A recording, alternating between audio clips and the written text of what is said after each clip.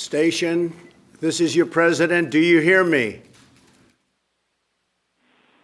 Station, this is Houston. Are you ready for the event? Yes, we're ready for the event. White House, this is Mission Control, Houston. Please call station for a voice check. Do you hear me?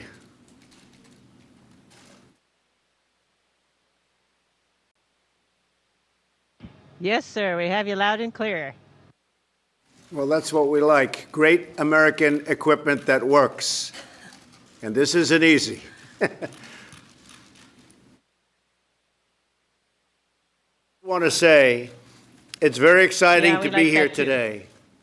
Very, very exciting. And to speak to you live with three brave American astronauts. These are our finest. These are great, great Americans, great people. To join us from orbit aboard the International Space Station, Commander Peggy Whitson and Colonel Jack Fisher. And Peggy Whitson has been setting records, so we're going to talk about that very soon. I'm here in the Oval Office along with my daughter Ivanka and astronaut Kate Rubins, who recently returned from space and from the space station. Together we are being joined by students all across America, thousands and thousands of students who are learning. They're learning about space, learning about a lot of other things. And they're watching this conversation from the classroom.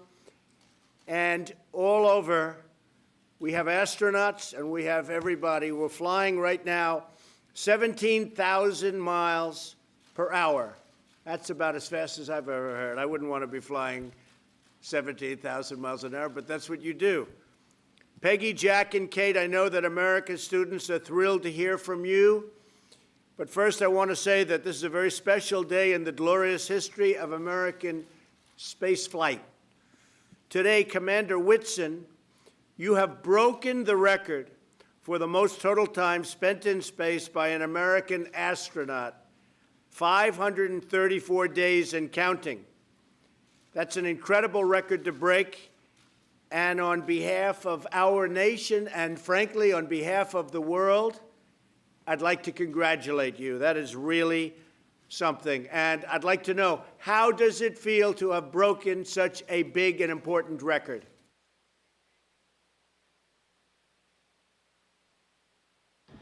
Well, it's actually a huge honor to break a record like this, but it's an honor for me basically to be representing all the folks at NASA who make this space flight possible and who make me setting this record feasible. And so it's a very exciting time to be at NASA. We're all very much looking forward, as directed by your new NASA bill. We're excited about the missions to Mars in the 2030s. And so we're actually physically have hardware on the ground that's being built for the SLS rocket that's going to take us there. And of course, the hardware being built now is going to be for the test flights that will eventually get us there. But it's a very exciting time, and I'm so proud of the team. Great. And what are we learning from having you spending your time up there? I know so much research is done. I'm getting a glimpse of some of it right here in the Oval Office. What are we learning by being in space?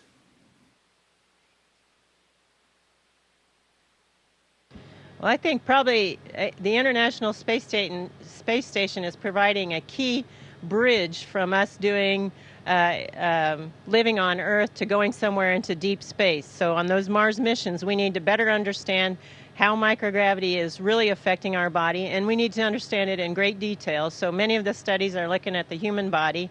We're also looking at things that involve operations of a space vehicle on these long-duration missions, and the technological advancements that will be required. For instance, on a multi-year Mars mission, we're going to need to be able to close the life support system. And that means we, right now, for instance, are taking solar power that we collect and using it to break apart water into oxygen and hydrogen.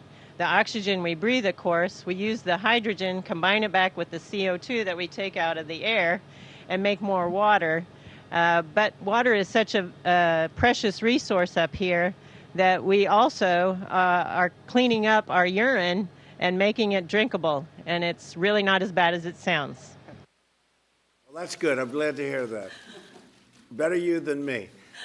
I will say, Colonel Fisher, you just arrived. And how was your trip? Complicated, easy? How did it go?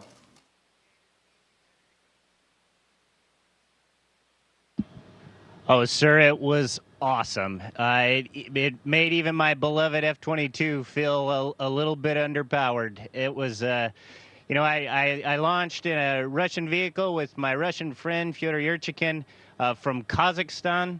Got the immediate perspective change as we got to orbit, and I saw that frail, thin blue line of life around the Earth. 6 hours later, we're docked to the station. The next day, I install an experiment in the Japanese module that's going to be looking at new drugs and how we can make those drugs for muscular dystrophy, Alzheimer's, multi-drug resistant bacteria, all sorts of things. A couple hours later, I watched our crewmate Thomas Pesquet, a Frenchman, drive a Canadian robotic arm to capture a spaceship from Virginia carrying 3.5 tons of cargo and science that's going to keep us busy for the next few months and dock that to the station. Sir, it's amazing. Oh, and then, now I'm talking to the President of the United States while hanging from a wall. It's amazing. The International Space Station is by far the best example of international cooperation and what we can do when we work together in the history of humanity. And I am so proud to be a part of it. And it's also just cool. Like yesterday, I had, well, there you go. There's our resident space ninja doing the gravity demonstration. And yesterday morning, I had my coffee in floaty ball form, and, sir, it was delicious. So it's awesome.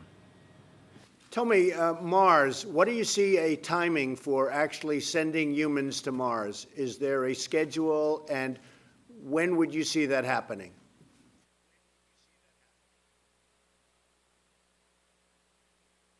Well, I think as your bill directed, it'll be approximately in the 2030s. As I mentioned, we actually are building hardware to test the new heavy launch vehicle, and this vehicle will take us further than we've ever been away from this planet. So, unfortunately, spaceflight takes a lot of time and money, so getting there will require some international cooperation to get it to be a planet-wide approach in order to make it successful, just because it is a very expensive endeavor, but it is so worthwhile doing. Well, we want to try and do it during my first term, or at worst during my second term, so we'll have to speed that up a little bit, okay?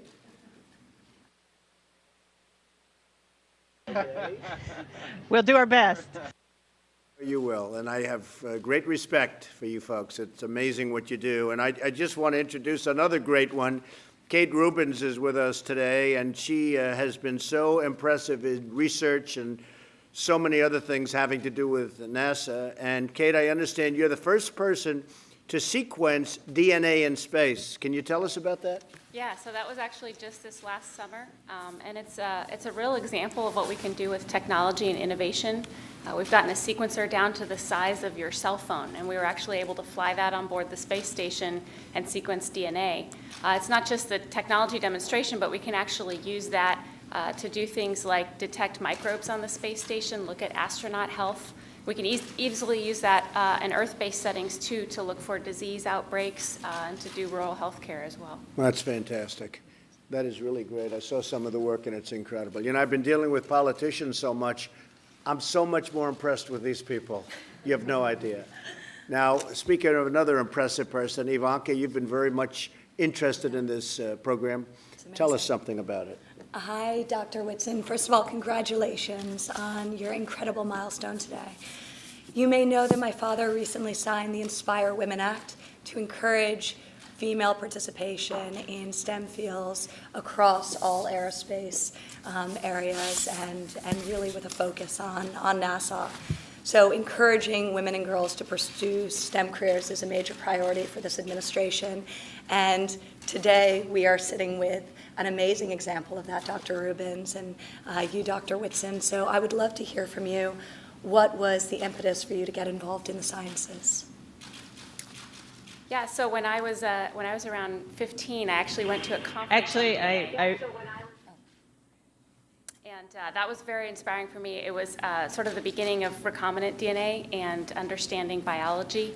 And so just that exposure to scientists and the kinds of things that you can do with science and technology innovation. Amazing. Dr. Whitson?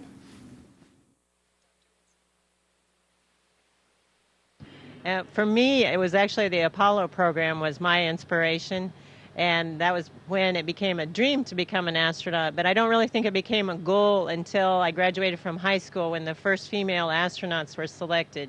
And seeing those role models, and with the encouragement of my parents and various mentors in college and graduate school, and when I started working at Rice, that's what made it possible, I think, to become an astronaut. And it took me a lot longer to become an astronaut than I ever really wanted it to take, but I do think I'm better at my job because of the journey. You're an incredible inspiration to us all. So, I would also like to ask you one more question. I'm incredibly curious, as I'm sure all the students across the country are, to know what a day in the life in space is like. Could you share what a typical day looks like, what the challenges are, just any special moments?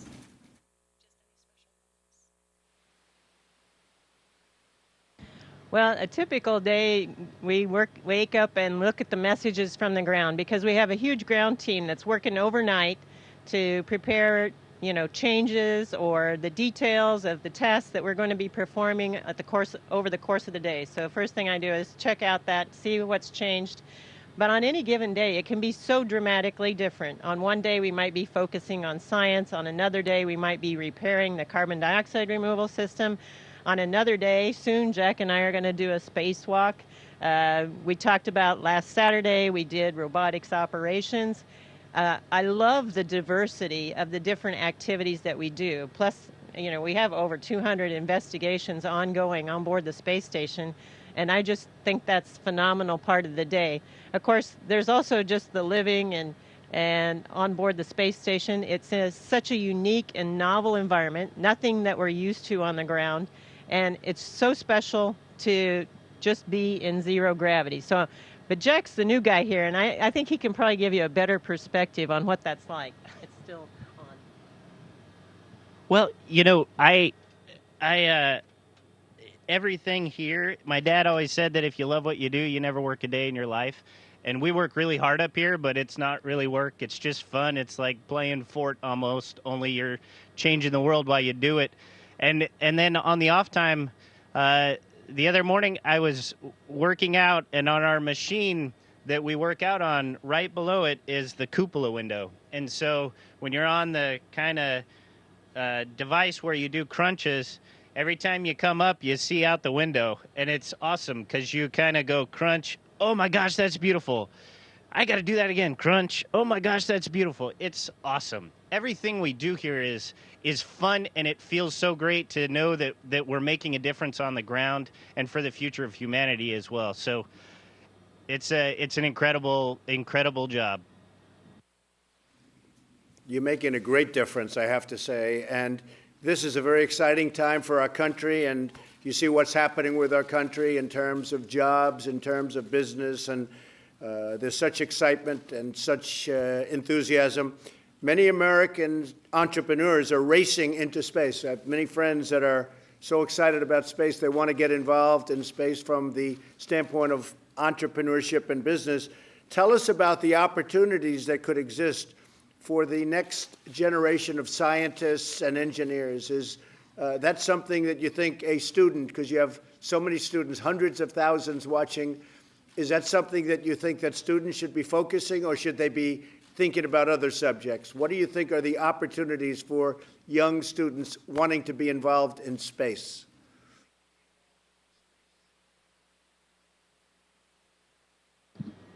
Sir, absolutely. I think that this is probably the most exciting time in space exploration, certainly in my lifetime.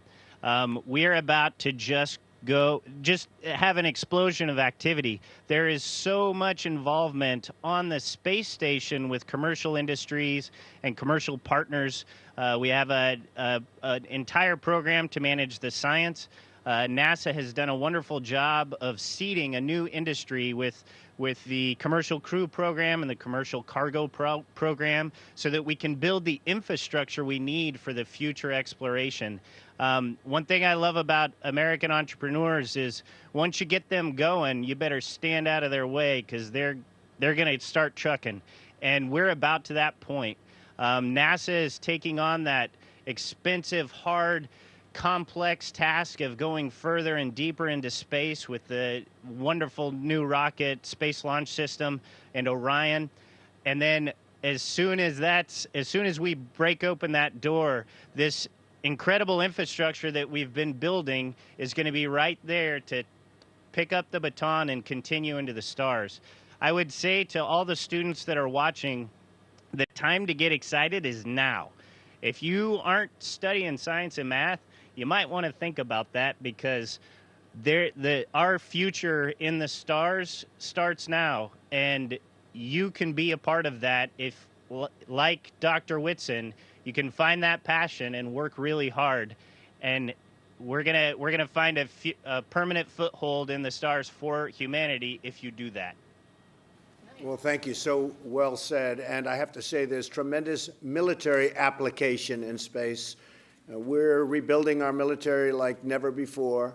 We're ordering equipment, and we're going to have the strongest military that we've ever had, the strongest military that the world has ever seen, and there's been no time where we need it more.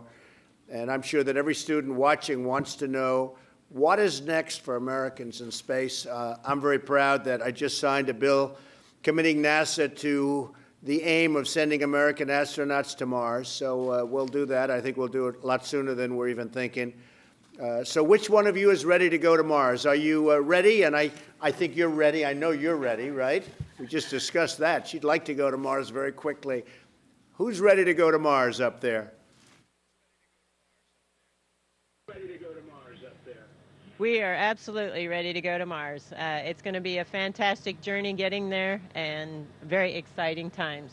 And all of us would be happy to go. But I want all the young people out there to recognize that the real steps are going to be taken in a few years. And so by studying math, science, engineering, any kind of technology, you're going to have a part in that, and that'll be very exciting. I just want to thank you very much. And Dr. Whitson, congratulations. Amazing. What an amazing thing that you've done.